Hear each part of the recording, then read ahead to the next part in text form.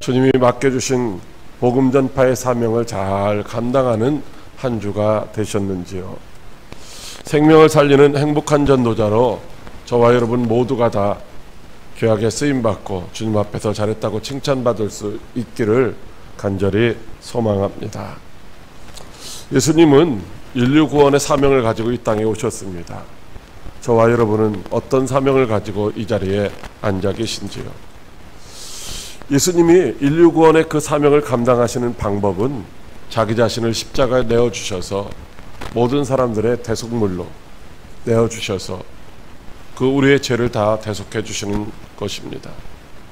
갈보리 언덕에 세워질 십자가를 향하여 가시는 예수님이 마지막 만찬을 하시고 제자들에게 말씀하시기를 포도주를 따라주면서 이 잔은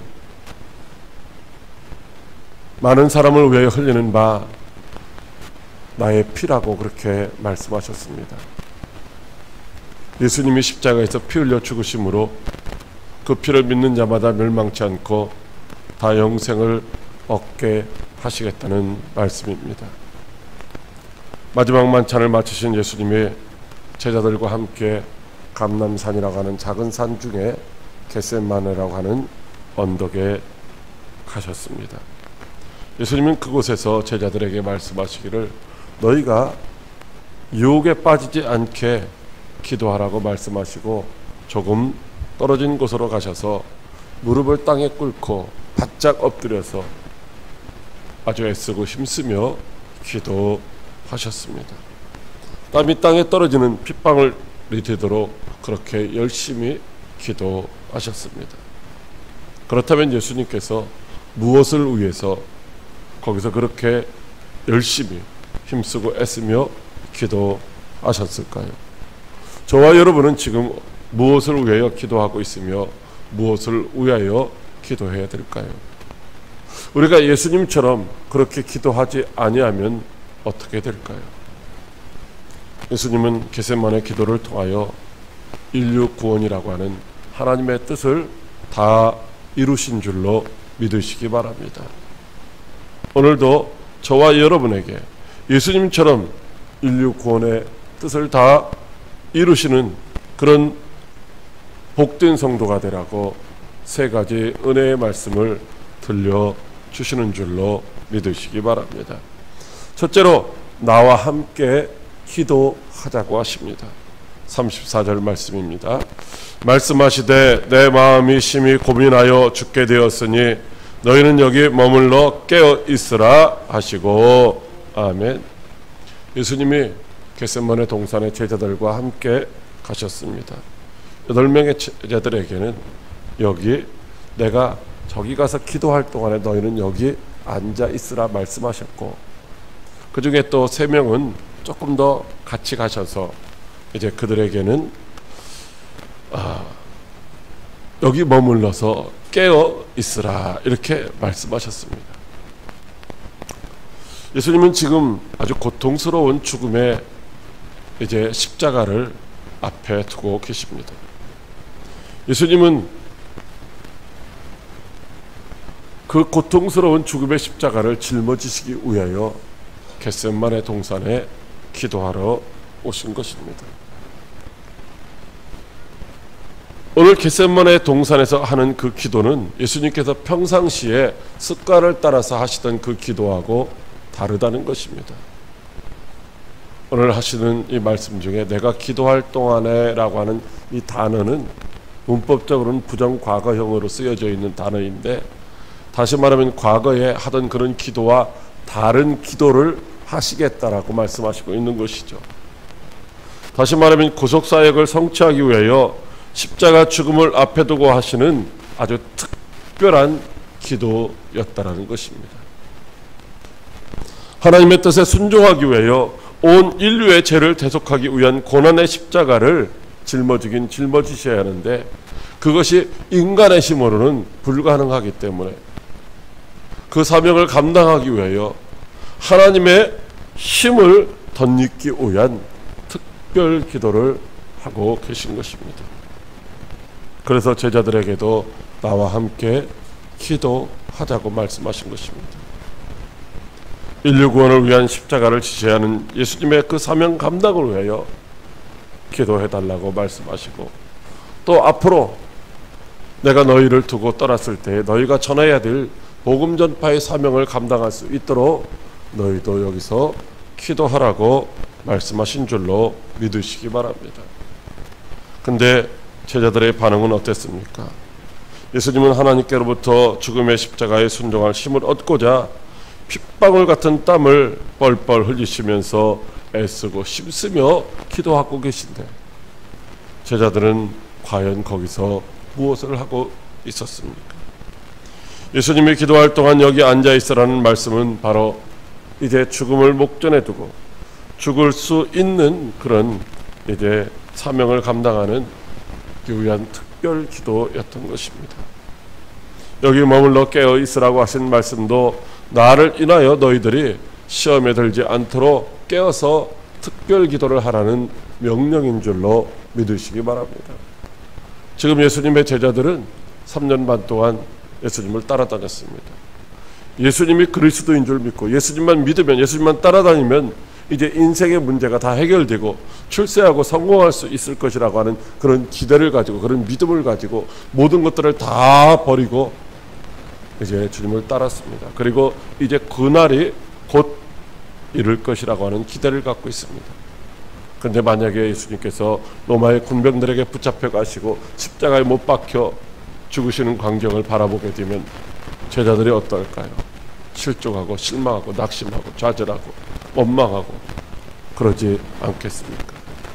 그래서 예수님은 너희가 그런 시험에 들지 않도록 깨어서 기도하라고 명령하셨던 것입니다. 예수님이 십자가에 죽으시고 부활하실 것을 말씀하실 때 제자들이 어떻게 반응했습니까? 베드로는 절대로 그런 일이 있어서는 안 됩니다라고 이제 말을 했습니다. 다른 사람들은 다 주를 버릴지라도 나는 절대로 주를 버리지 않겠다라고 호언장담했죠. 모든 제자들도 동일하게 주와 함께 죽을지언정 주를 부인하지 않겠다라고 고백했습니다. 그러면 어떻게 해야 됩니까? 주님의 고난에 동참하기 위하여는 바로 시험에 들지 않도록 깨어서 특별 기도를 해야 한다는 것입니다. 그래서 주님은 제자들에게 시험에 들지 않도록 깨어 기도하라고 말씀하셨던 것입니다. 평상시에 자기 자신들을 위하여 자기 인생의 문제를 해결받기 위하여 하는 그런 기도 가지고는 안 된다고 주님 말씀하시고 있는 것이죠. 그런데 기도하시던 주님과는 달리 제자들은 어떻게 했습니까? 다 잠을 자고 있었습니다. 한 시간도 주님의 고난에 동참하여 함께 기도하지 못하고 다 잠들어 버리고 말았던 것이죠. 주님은 다시 시험에 들지 않도록 깨어 기도하라고 말씀하셨습니다. 그런데 주님의 그런 간절한 소망과는 관계없이 제자들은 여전히 잠들어 있었습니다. 세 번째 다시 와서 보실 때도 그들은 여전히 잠들어 있었던 것입니다. 그들이 왜 주님과 자신을 위하여 기도하지 못하고 잠들어 있었을까요? 그들도 처음에는 주님과 함께 기도하기 시작했었을 것입니다. 그러나 얼마 지나지 않아서 이제 그들은 잠들어 버렸습니다. 왜냐하면 마음은 그렇게 기도하기를 원하였지만 육신이 연약하기 때문이다라고 하는 것이죠. 저희들도 이제 매월 첫째 주 되면은 이제 작정 밤 기도회로 1시간씩 기도합니다. 그런데 어떻게 돼요? 마음은 원이로 돼 육신이 연약해서 못하는 경우가 많죠. 여러분, 그렇다고 해서 마음만 있으면 된다라고 주님 말씀하시는 것이 아닙니다. 육신이 연약하니까 기도하지 않아도 된다라고 말씀하시는 것이 아니라는 것입니다.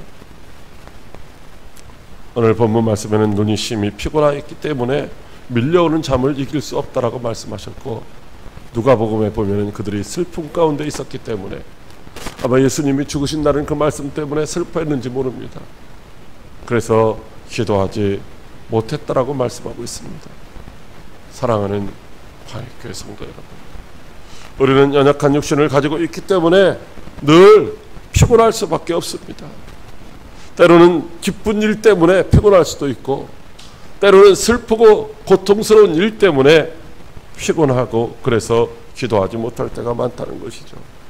그렇다면 언제 우리가 기도하겠습니까? 여러분, 기도는 누구한테 하는 것입니까? 하나님한테 하는 것입니다. 하나님 아버지, 천지 만물을 창조하신 내 삶의 주인 되시는 그 하나님께 기도하는 것이죠. 그분은 우리의 인생을 책임지시는 분이고 무엇이든지 능치 못함이 없으신 분이십니다. 여러분, 그렇기 때문에 그 하나님 앞에 기도하러 나온다는 것은 기쁘고 즐겁고 행복한 것인 줄로 믿으시기 바랍니다. 기도가 무거운 짐이 아니라, 기도가 고통스러운 것이 아니라 내 인생의 문제를 들으시고 해결해 주시는 분 앞에 나오는 것이기 때문에 기도는 할 수 있는 대로 많이 해야 되는 것이고, 기도는 기쁘고 즐거운 마음으로 해야 되는 것인 줄로 믿으시기 바랍니다. 기도가 피곤하고 기도가 힘든 것이면 언제 우리가 기도하겠습니까? 여러분, 우리가 피곤하지 않고 시간적으로 여유가 있어서 그래서 하나님 앞에 나와서 기도하는 것이 아니라는 것입니다. 우리들의 삶의 문제에 고난이 닥쳐왔을 때 당연히 하나님 앞에 나와서 하나님의 도우심을 받기 위해서 기도해야 됩니다. 그러나 주님이 원하시는 기도는 내 인생의 문제를, 내가 만난 고난의 문제를 해결해 달라고 와서 기도하는 것보다는 주님이 우리에게 맡겨주신 그 사명을 시험 들지 않고 잘 감당할 수 있게 해달라고 기도하라고 말씀하시고 있는 줄로 믿으시기 바랍니다. 마가복음 9장 29절에 예수님의 제자들이 쫓아내지 못했던 귀신을 쫓아내 주시면서 하시는 말씀이, 기도 외에는 다른 것으로 이런 종류가 나갈 수 없다고 말씀하셨습니다. 기도하지 않고는 주님이 맡겨주신 사명을 감당할 수 없다는 말씀입니다. 주님은 오늘도 저와 여러분에게 기도하는 자리에 함께 가자고 말씀하십니다. 누가복음 22장 43절 말씀해 보면 천사가 하늘로부터 예수께 나타나 힘을 더하다라고 말씀하시고 있습니다. 십자가를 짊어질 그 사명을 감당하기 위하여 기도하시는 주님 앞에 천사가 나타나서 힘을 더해 주셨다고 말씀하시고 있는 것입니다. 우리들이 복음 전파의 사명 감당을 위하여 기도할 때에도 성령님이 역시 도와주실 줄로 믿으시기 바랍니다. 항상 깨어서 주님과 함께 기도함으로 주님이 공급하시는 힘을 얻어서 맡겨주신 사명을 잘 감당할 수 있는 저와 여러분들이 다 되시기를 주님의 이름으로 축복합니다. 둘째로 순종을 위하여 기도하라고 하십니다. 35절 말씀입니다. 조금 나아가사 땅에 엎드려 될 수 있는 대로 이때가 자기에게서 지나가기를 구하여. 아멘. 겟세마네 동산으로 기도하러 가시는 주님이 심히 놀라시며 슬퍼하십니다. 기도하러 가시는 주님, 하나님 아버지 앞에, 하나님 아버지 만나러 가면 어떻게 한다고요? 기쁘고 즐거워야 된다고 그랬잖아요. 그런데 예수님이 지금 숨이 콱 막힐 것 같은 그런 아주 심히 매우 놀라고 근심에 빠져서 슬퍼하시는 모습을 보이고 있습니다. 왜 기쁘고 즐거운 자리에 가시는데, 아버지 만나러 가는데, 전능하신 하나님 만나러 가는데, 우리의 구하는 기도를 다 들으시고 응답해 주시는 그 아버지를 만나러 가는데 예수님이 매우 놀라고 근심한 것일까요? 예수님이 겟세마네 동산에 기도하러 가셨던 시간은 바로 저녁 만찬을 드신 바로 직후입니다. 우리 시간으로 따지면은 바로 목요일 저녁 식사를 마친 이른 저녁 시간에 기도를 하러 가신 것이고, 유대 시간으로 따지면은 바로 금요일, 즉 저녁 6시가 되면서 저녁 식사를 하시고, 그리고 저녁 식사를 마치고 금요일 이른 저녁 시간에 이제 기도하러 가셨던 것이죠. 다시 말하면은 예수님은 지금 유월절 어린 양으로 이제 유월절 되는 그 토요일 안식일, 그 유월절 바로 전날 유월절 어린 양으로 십자가에 달려 죽으시기 위하여 그곳에 가셨다는 것입니다. 다시 말하면은 이제 예수님은 바로 그날 그 밤이 지나면은 인류의 모든 죄를 대속하실 유월절 어린 양으로 십자가에 달려 죽으셔야만 하는 것입니다. 인간의 몸으로 십자가에서 겪어야 할 그 고통스러운 죽음을 생각할 때에 숨이 탁 막히는 것 같았던 것입니다. 날이 새면 져야 할 십자가를 목전에 두고 예수님은 과연 내가 이 십자가를 짊어져야 하는가, 아니면 십자가를 짊어지지 말아야 하는가, 심한 갈등하면서 두려움 가운데 있었던 것입니다. 예수님도 육신을 입은 인간으로서 두려움으로 인하여 십자가의 고통을 피하고 싶으셨던 것입니다. 그래서 이때가 자기에게서 지나가기를 위하여 아빠, 아버지여, 아버지께서는 모든 것이 가능하오니 이 잔을 내게서 옮기시옵소서라고 그렇게 기도하셨던 것이죠. 십자가의 죽음이 얼마나 고통스럽고 감당하기 힘든 것이면은 십자가를 져야 하는 그 사명 앞에서 주님이 그 십자가를 지나가게 해달라고, 옮겨달라고 그렇게 기도하셨을까요? 십자가의 죽음이 얼마나 두려웠으면 예수님께서 그 십자가를 내게서 지나가게 해달라고 기도하셨을까요? 만약에 예수님께서 하나님 아버지 앞에 거기까지만 기도하셨더라면 어떻게 되었을까요? 하나님 아버지는 주님의 그 기도를 들으시고 응답해 주실 수 있는 분이십니다. 아버지는 고통당하는 아들을 위하여 십자가를 얼마든지 지나가게 하실 수 있는 분이시라는 것이죠. 만약에 그렇게 되었더라면 이제 저와 여러분이 각각 이제 자기의 그 멸망의 십자가를 짊어지고 지옥에 가야만 했을 것입니다. 그러나 너무나도 다행스럽게 예수님은 나의 원대로 마옵시고 아버지의 원대로 하옵소서라고 기도하셨던 것입니다. 예수님은 십자가 죽음이 얼마나 두렵고 고통스러운 것인지를 잘 알고 있었기 때문에 인간적인 생각으로는 피하고 싶은 마음이 없잖아 있었지만, 그러나 아버지의 뜻대로 순종하기를 원하시며 순종할 수 있는 힘을 달라고 기도한 줄로 믿으시기 바랍니다. 마태복음 26장 42절에 두 번째 기도의 내용을 살펴보면 내 아버지여, 만일 내가 마시지 않고는 이 잔이 내게서 지나갈 수 없거든 아버지의 원대로 되기를 원합니다라고 기도하고 있는 것을 보게 됩니다. 예수님은 자신이 아니고서는 누구도 인류의 죄를 이제 사망에서 구원하여 이제 그 문제를 해결할 수 없다는 사실을 아시고 기꺼이 자기 자신을 십자가에 내어 주시겠다라고 순종하는 기도를 드린 줄로 믿으시기 바랍니다. 사랑하는 화역교회 성도 여러분, 예수님은 이제 공생의 사역을 하시면서 한 번도 자기 자신을 위하여, 자기 자신의 안위를 위하여 기도하신 적이 없다는 것입니다. 예수님은 죄와 허물로 죽을 인생을 구원하시기 위하여 그 고통스러운 죽음의 십자가를 져야 하는 그 사명을 감당할 수 있게 해달라고 기도하셨던 것입니다.